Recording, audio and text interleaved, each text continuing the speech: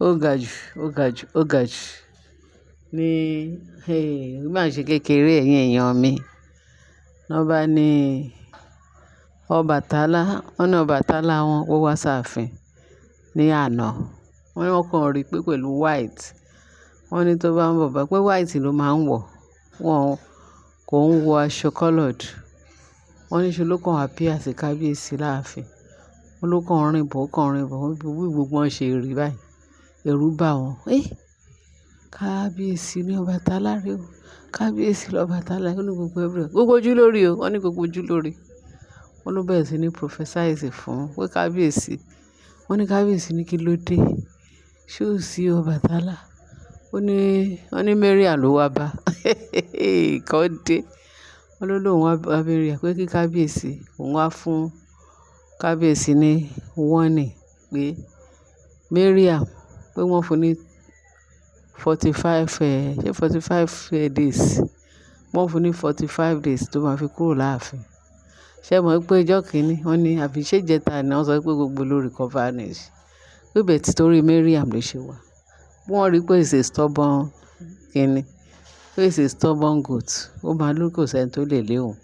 Pé ṣùgbọ́n òun dìídì wá Mariam wá sáàfin gẹ́gẹ́ bá ṣe gbọ́. Nǹkan bẹ́ẹ̀. Wọ́n ní òun dìídì torí Mariam ló ń ṣe wá gẹ́gẹ́ bá ṣe gbọ́. Pé òun fún ní 45 days. Pé kí kábíyèsí, òun kàn fẹ́ ṣàánú kábíyèsí. Òun ò fẹ́ kí irú nǹkan bẹ́ẹ̀ kó dé bá kábíyèsí lójijì ní ààfin. Pé kó tó di 45 ló ń ṣe ní kó tó di 45 days kó ti kúrò láàfin. Pé kó vanish kúrò láàfin. Pé ṣùgbọ́n àìlọ. Pé nǹkan tójú bá rí ni kó fara mọ́. Mariam náà sọ. Wọ́n ní Mariam. Kò rí sí Ashley o, kò rí sí anybody. Wọ́n ní torí Mariam. Because Mariam yẹn ni stubborn. Ó lóun ti ṣiṣẹ́ sínú ààfin yẹn. Òun ti ṣe gbogbo ẹ̀ sáàfin. Òun ò lè kúrò. Òun ò lè ṣe. Wọ́n ní ṣùgbọ́n it's a bad kìíní fún kábíyèsí. Pé wọ́n fún ní 45 days. Kọ́tà gbọ́ ni. Ẹ̀yin èèyàn mi. Eléyìí lágbára o.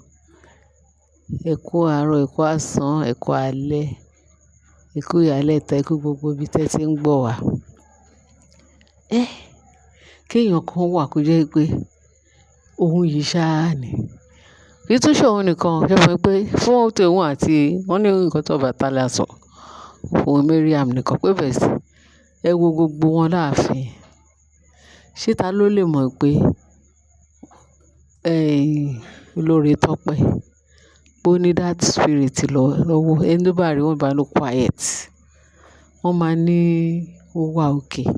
Bí mo ṣe like òun àti olórí Rónkẹ́. Àwọn méjì ni mo rí pé tán calm láàfin. Pé at least tí kábíyèsí bá ti fẹ́ sọ pé òun fẹ́ lé gbogbo wọn kúrò. Pé bẹ́ẹ̀ sí olórí Rónkẹ́ àti olórí Tọ́pẹ́. Pé kábíyèsí lè máa manage wọn. Àṣé ejò lábẹ́ ewé ni wọ́n. Nǹkan bẹ́ẹ̀. Ó kàn yẹ pé the only advice tí màá fún kábíyèsí ni pé kó jọ nítorí Ọlọ́run. Tó bá mọ̀ pé ó ní Naomi.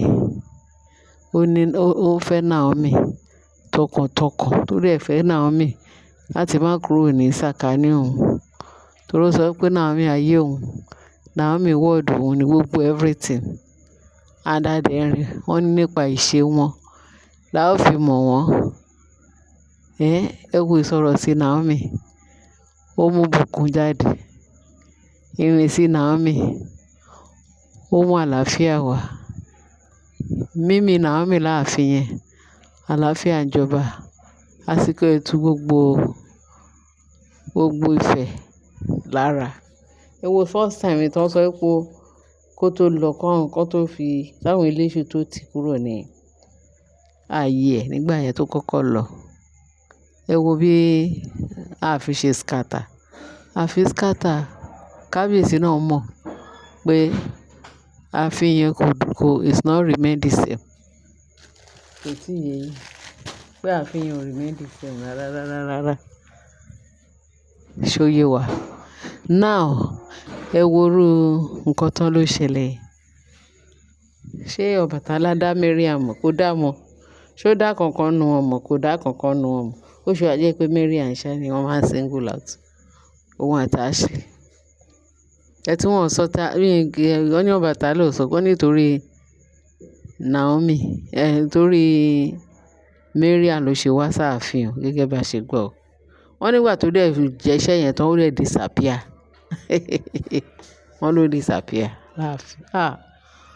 Nǹkan tí èèyàn Ọlọ́run má jẹ́ kí èèyàn ṣẹ̀ṣẹ̀ gbé. Ọlọ́run má jẹ́ ká ṣe ìyàwó burúkú kọ́ Ọlọ́run má jẹ́ kó dé sàkání. Ọlọ́run má jẹ́ kí èèyàn ṣẹ̀ṣẹ̀ gbé. Ẹ wo irú nǹkan, ẹ wo àwọn ẹ̀gbọ́n kábíyèsí náà fa gbogbo nǹkan fà ẹ́. Ó má dẹ̀ ṣe o. Àwọn náà ní kó lọ fẹ́. Kábíyèsí, Naomi jẹ́ ọmọ kékeré. Ẹ mọ̀ pé ọmọ kékeré òun ló máa di ńlá tó máa gbìrẹ̀gẹ̀jigẹ̀. Wọ́n ní Bíbélì sọ, wọ́n ní agbo kékeré kó má ṣe bẹ̀rù.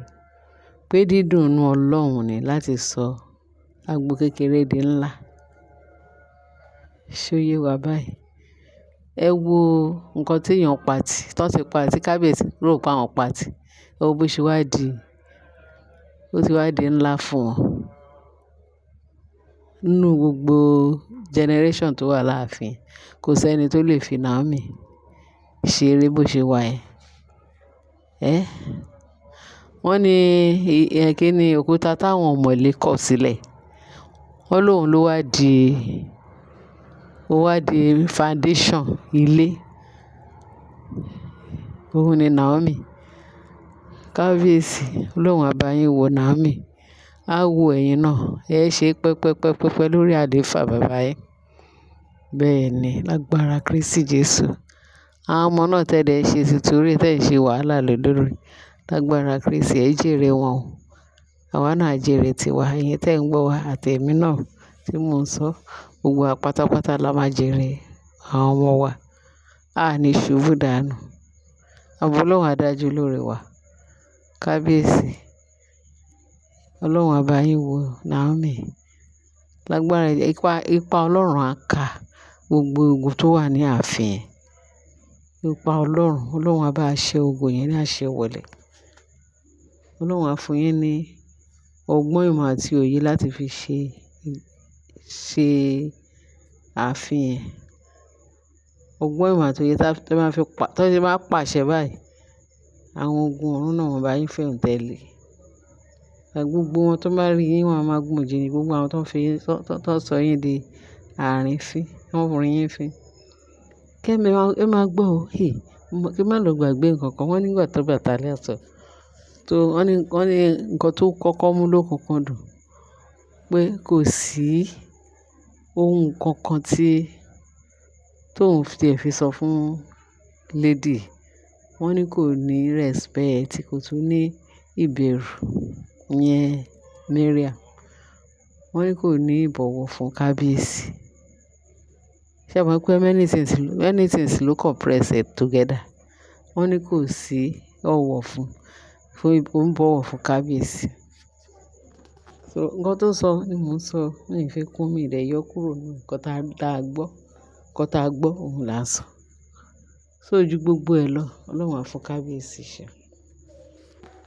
Ju gbogbo ẹ lọ, Ọlọ́run á ran kábíyèsí lọ́wọ́. Ó ṣe wà nìyẹn. Ẹ̀yin èèyàn mi. Kò ń dùn púpọ̀, ṣókí ni o. Bá ṣe gbọ́ nìyẹn. Ẹ bá mi share, ẹ bá mi like, ẹ bá mi subscribe. Ó ṣe wá jẹ́ Mariam yìí ṣáá ni. Kọ́tà gbọ́ o. Ẹ ṣé gan ẹ̀yin èèyàn wa bẹ́ẹ̀ ṣe ń tẹ́ bá tẹ́tí sí. Tẹ́ bá wá share, tẹ́ bá like. Bye.